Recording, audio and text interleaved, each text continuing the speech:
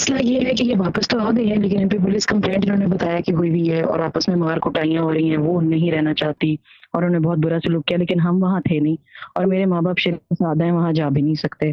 तो ये चाहते हैं कि मसला हल हो जाए, कि दोनों किसी तरह इकट्ठे हो जाएँ, या अगर ये नहीं चलना चाहिए इसको तो भी हमें पता चल जाए। उस लड़की का नाम राहमा बाबर है, देखिए, 1995 की अगर पैदाइश है और ये मार कूट 94 की की है पैदाइश। औरत को, तो मैं तो कहूँगा कि सज़ा मिलनी चाहिए, सीधी बात है। औरत को मारा है, आई थिंक उन्होंने कंप्लेन की है मेरे ख्याल में। नहीं कंप्लेन, हुँ। झूठी कंप्लेन की है। अब ये नहीं पता शाह हाँ, साहब, अगर क्योंकि मैं अगर वहाँ मारा है मौजूद तो नहीं थी। सज़ा मिलनी चाहिए, जो बहुत हमें सिंपल सी बता। चीज़ है, बहुत सिंपल। इसका ये कि ये कुदरत का, अल्लाह का कानून भी कहता है, एन आई फॉर एन आई। ठीक है, औरत को मारना जुल्म ठीक है, है, इस्लाम में तो मना है, दूसरे यूके के कानून ठीक में तो है। बहुत ही सख्त मना है। तो इसके अंदर मामला ये है